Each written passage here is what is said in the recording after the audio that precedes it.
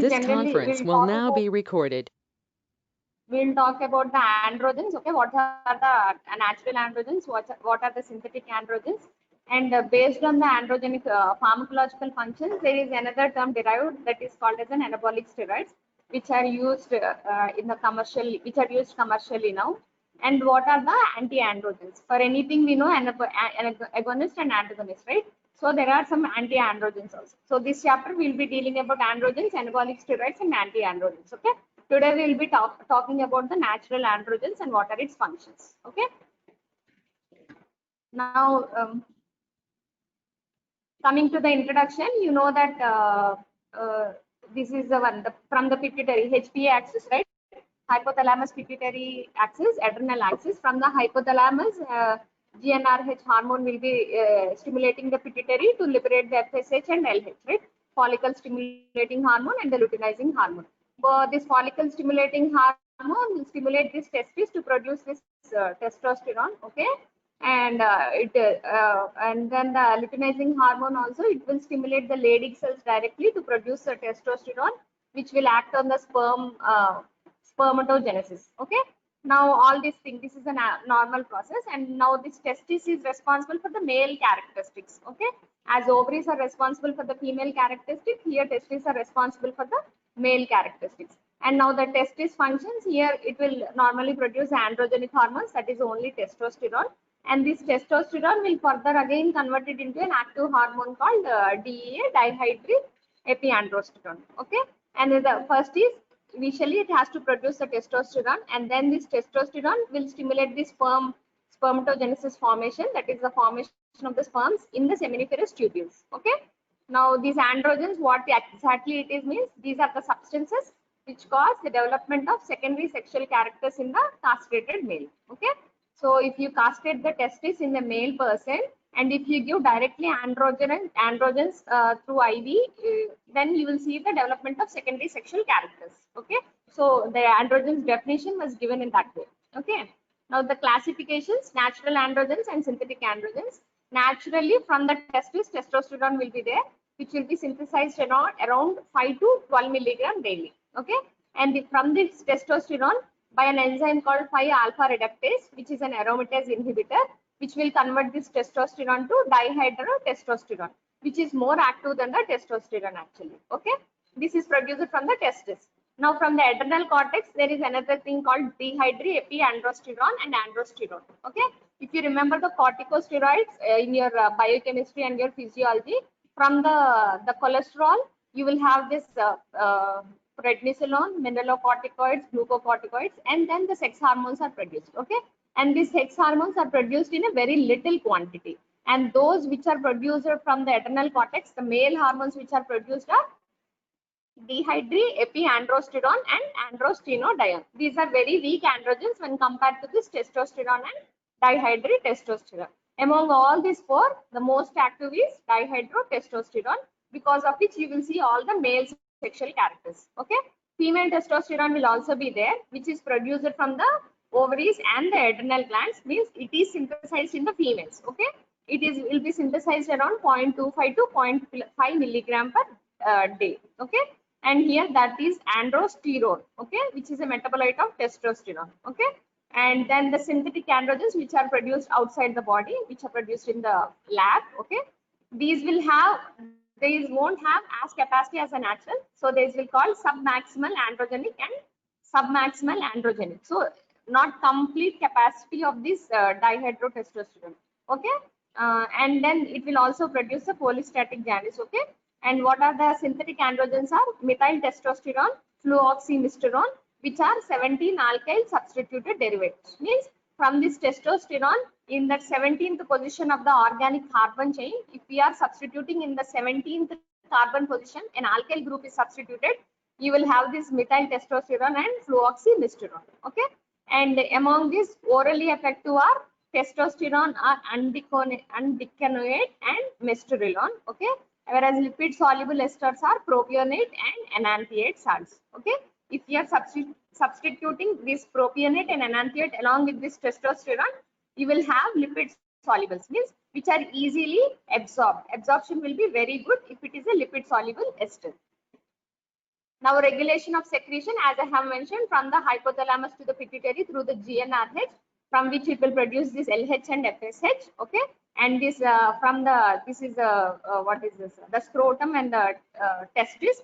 Here from the estradiol, a little amount of estradiol is produced, which will act on the target tissues. Okay, and again a testosterone is also produced by stimulation of this FSH. Okay, and this testosterone it will directly act on the target tissues, or it will be converted by 5-alpha reductase inhibitor to dihydrotestosterone, which is more active, and it will again act on the target tissues, and it will have the pharmacological functions, which I will be dealing later. Okay, and another hormone is also produced along with this estradiol, testosterone, that is inhibin. Okay, this testosterone and the estradiol, if they are produced in higher quantities, means if the plasma levels of this testosterone and the estradiol are very high, it will directly inhibit the pituitary, and it will also directly inhibit the hypothalamus. This is called negative feedback mechanism. Okay, so whereas the inhibin, it is having only one action by inhibiting the pituitary gland. Okay, so this LHS and FSH secretion will be stopped. This is a natural mechanism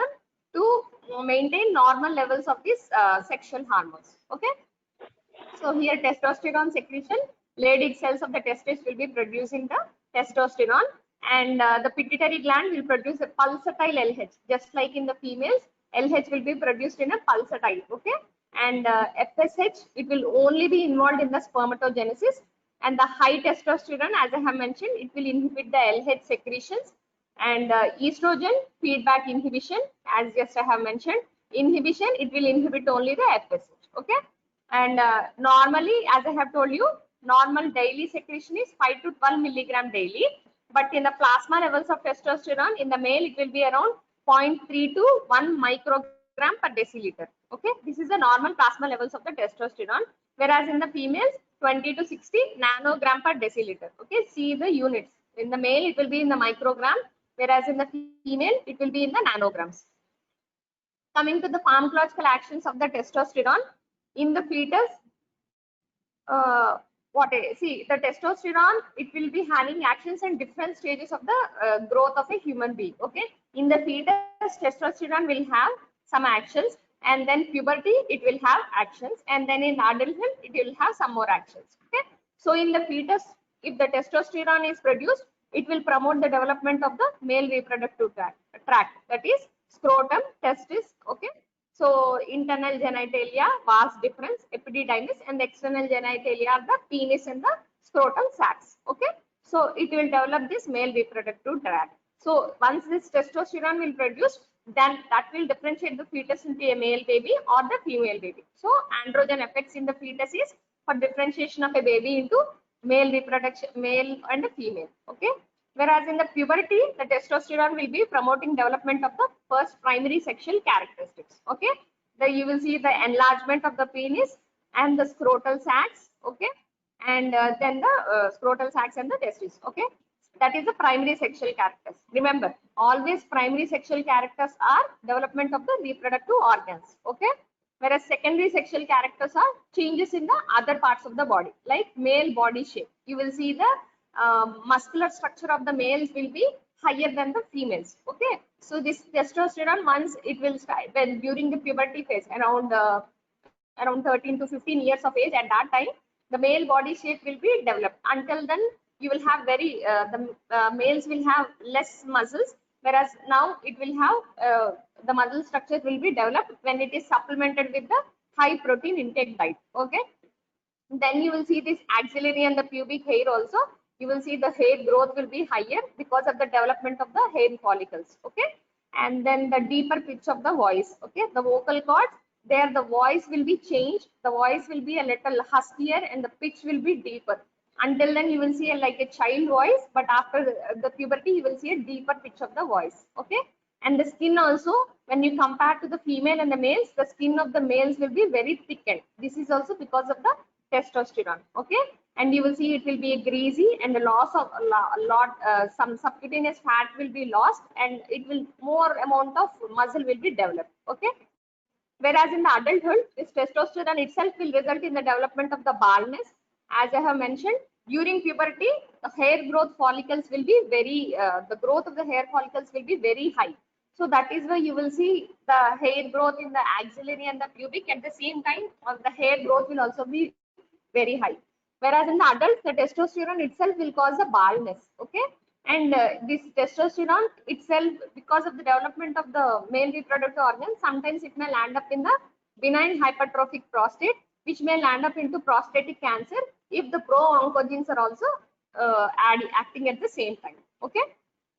Then coming to the testis, this is in the different organs, whereas in the testis, what happens is only function is spermatogenesis here. Okay, so here the sperm has to be formed, and then the sperm has to be matured also. Okay, so moderately high doses will cause normal levels of sperms will testosterone will cause spermatogenesis and the sperm maturation, but a little higher amount of dose if you are giving, because of the negative feedback mechanism, it will cause the testicular atrophy. Okay, and if you are giving high doses means it will cause direct effect and it will cause less marked atrophy. Okay, now here that is about the reproductive organs and the sexual changes. Okay, whereas anabolic effects, this is a main part of the main action of the testosterone, because of which more commercial uses are available now. So anabolic effect, that is why it has been mentioned. Okay, so here if you'll see the pubertal spurt of growth at puberty, both boy and girl, you will see because of this testosterone. Okay, the one's sudden increase in the height of the males and sudden increase in the height of the females. This is because of this is called pubertal spurt, and the testosterone is mainly responsible for this pubertal spurt. Okay, the bone growth also, the excessive calcium, it will be deposited, thickness of the bone will be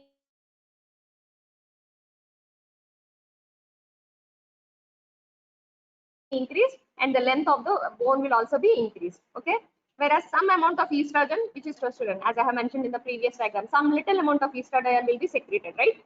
That will help in the fusion of the bones. Okay, if you remember your anatomy, they will be telling, right, the epiphysis that has to be fused and then it has to be mineralized, means calcium and magnesium will be deposited, the bone will become more strong, and once it is fused, no more further growth will be there. Okay, then muscle building, as I told you, if you take a high protein intake and if you do the exercises, you will see good biceps and triceps here. This is specifically because of the testosterone you will be seeing in the males here. Okay, so and one more thing is positive nitrogen balance. Okay, if you are taking more amount of protein, that positive nitrogen balance will be there, minerals and water balance will be there, which will lead to increase in weight, and that is a positive growth of weight. That is because of loss. Here you are seeing loss of the fat and the increase in the muscle, so that is why it is a good amount, good weight growth. Okay, and you will see sudden increase in appetite also. The males will start eating lot amount of food when compared to the childhood. Okay, and acceleration of the erythropoiesis. Okay, this what happens is increased RBC formation will be there, because normal is 12 to 14 in the females, whereas if you will see in the males, it will be around 14 to 16 gram of the hemoglobin. Okay, so this is because of the increased erythropoiesis, increased RBC formation and increased hemoglobin formation in the males because of the testosterone. Now this is just in this testosterone by 5-alpha reductase inhibitor, it will be converted into dihydrotestosterone, simply called as DHT, which will act on this androgen receptor, and this testosterone will also act on the androgen receptor. It will lead to the external genitalia differentiation, maturation during puberty, and adulthood prostatic diseases, hair follicles, increased growth during puberty. And testosterone, it will cause internal genitalia, Wolffian development during gestation, skeletal muscle, increased mass and strength during puberty, erythropoiesis, and bone thickness. And some estradiol will be there, which will act on the bone to cause the closure of the epiphysis, and some increased density will also be there. Androgen receptor, these are all the actions you have seen. How it is acting, you have to know from the pharmacological receptors only. So it will act on the androgen receptors. And if you remember your general pharmacology, all the receptors will be on nuclear receptors only. All the hormonal receptors will be nuclear receptors only. So any nuclear receptor, so first any androgen, see here, this small triangle is the testosterone. This testosterone will go inside the nucleus. It will convert it into the DHT, and this DHT will act on these androgen receptors.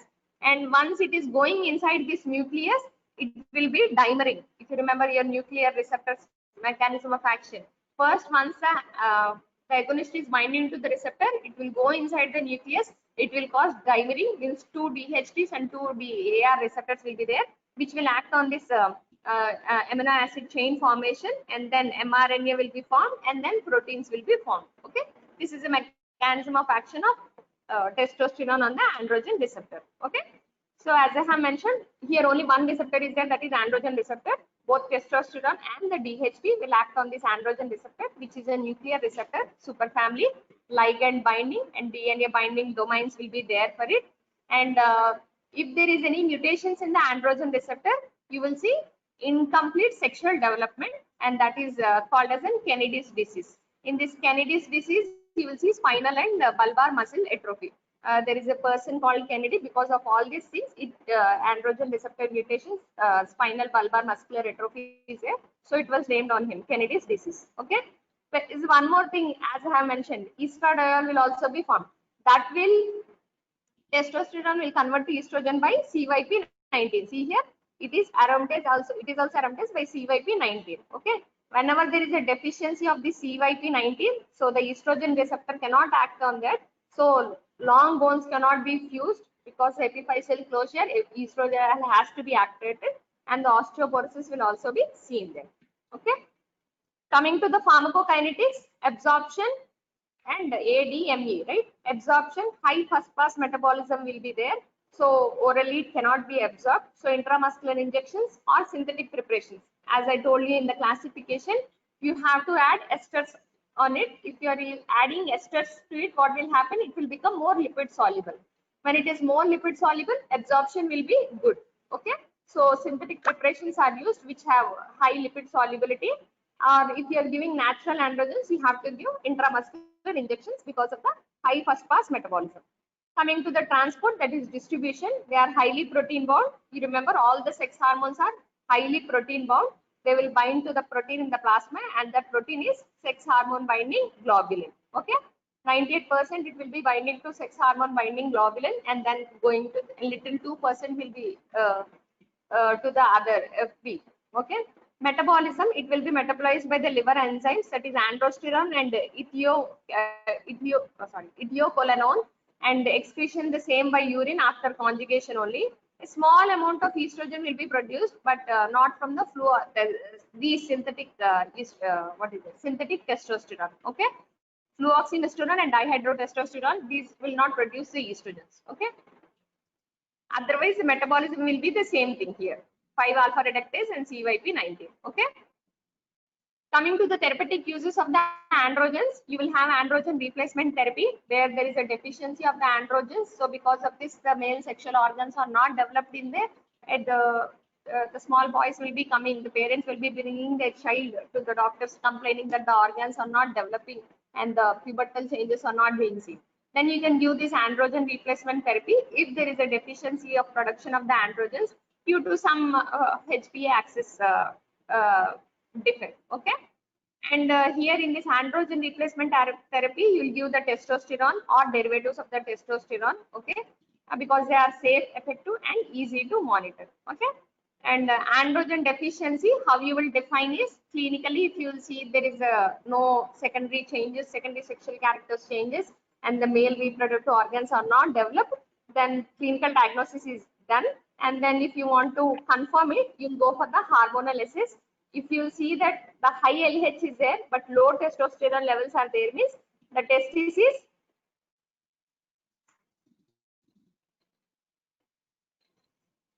if you see the high LH is there, testosterone levels are there, means that gonadotropin, that hypothalamus and pituitary are acting normally, but here the testes are not producing the amount of the Leydig cells are not producing the amount of testosterone. Okay, so here the testis is the culprit here. Okay, so you have to give directly testosterone here. Whereas low LH is there and low testosterone levels are there, means the defect is there in the hypothalamus and the pituitary. Okay, so from then also you can substitute this androgens and the testosterone also you can substitute, or sometimes the LH is also you can substitute. Okay, so finally what you have to do is normal testosterone level should be maintained. Okay, and that too you have to closely monitor the plasma levels of the testosterone, because if high amount of testosterone if you are giving when the hypothalamus and pituitary are acting normally, it will cause negative feedback mechanism. So the LH production will not be there. Okay, so you should always maintain normal levels. Okay, normal around a therapeutic range should be there. That levels of plasma, levels of testosterone should be maintained. Okay, if higher are there, it will again cause a testicular atrophy. Okay, if you are not treating at the right time, what will happen is life expectancies will not, it will be normal only, but you will see ambiguous genitalia because the genitalia will not be formed, puberty will be delayed, and finally infertility. Okay, so you have to treat at the right time. And if you're treating with the androgen replacement therapy, you have to give for the lifelong. Okay, you have to give the testosterone until his reproductive cycle is maintained, and to maintain the normal male structure. Okay, and the aim is to restore the tissue androgen exposure by using the natural androgen testosterone. Next one, the hypopituitarism, because of the defect in the pituitary and the adrenal gland. Here also you have to, at the right time, puberty time, you have to monitor. Okay, and one more thing is there, that is AIDS related muscle wasting. Okay, if you remember HIV, I think infectious disease is completed in your pathology. Okay, in after HIV, the complication will be acquired immunodeficiency syndrome.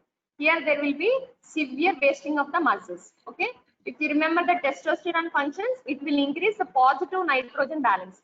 Whenever the positive nitrogen balance is there, muscle growth will be increased very high. Okay, so at that time, if you are giving a high protein diet along with this testosterone, you will see that muscles will be growing again. Okay, so in this AIDS related muscle wasting, you can give this testosterone. Okay, another one is hereditary angioneuritic edema. Okay, here the problem is you will have the vein enlargement, and again at the same time edema will be there. Methyl testosterone will be acting. We will be dealing this disease in another chapter. Okay, and another one is aging, but we don't prefer it. Okay, and now the misuse is, if because of this anabolic action, that is higher protein growth. Okay, if the higher protein higher muscle is there, and increased muscle content, and increased erythropoiesis, obviously the oxygen content will be increased, the capacity of a person, the ability of a person to do more work will be increased. So it is misused to do some sports in all those activities. Okay, so examples of misuse include some people, if the males, if they are infertile, if they are not able to have the sexual orgasm and sexual function, they will use without prescription. They will go for this testosterone and they'll start using for this male infertility. But if you're not monitoring plasma levels, what will happen? They will end up in permanent infertility.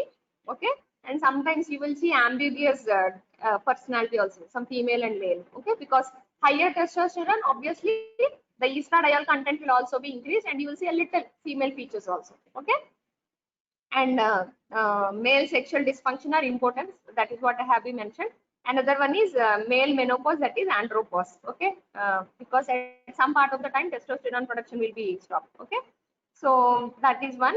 And then the adverse effects. Okay, if you are giving see, if you can see in this diagram here, she is a female, but if she has taken more amount of these androgens for the muscular growth, you will see this virilization. Okay, it may occur in women receiving relatively high doses for prolonged periods, such as for estrogen dependent mammary carcinoma also you can see here. Okay, another one is cholestatic jaundice, because this I have mentioned before also. If you are taking higher amount of the steroids, what will happen? Cholesterol levels will be increased, and this cholesterol, the bile, in the bile, more amount of cholesterol will be saturated, and all cholesterol will combine together and form a stone. Okay, so it will be produced. Next one is priapism, sustained erection. Okay, then also testosterone, it will cause sustained, and the penis will be erected for a longer time. Okay, another one is oligospermia. Because of the negative feedback mechanism, sperm production will be decreased. Okay, edema, this is because of the salt and water retention. Any steroid will be having this salt and water retention activity. Okay, and precocious puberty and short stature, if you are taking before the puberty itself, then you will see precocious puberty and short stature. Acne, this is also because of the estradiol action. And then hepatic carcinoma, and the gynecomastia. Okay, this is just here testis it will produce the testosterone, which will be converted by 5-alpha reductase to dihydrotestosterone, which will act on this androgen receptor together to form a complex. Androgen response element will be formed and it will produce here.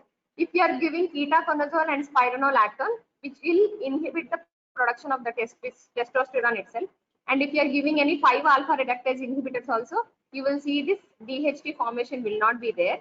And if you are giving any flutamide, cyproterone and spironolactone, these together will inhibit this, will go and bind to this androgen receptor, and it will not allow the testosterone to bind to this androgen receptor, and further the responsive proper proteins will not be formed. Okay. So if there is any high testosterone and if you are seeing any adverse effects because of this testosterone, you can give these drugs, ketoconazole, spironolactone, which are acting on the different stages. Okay.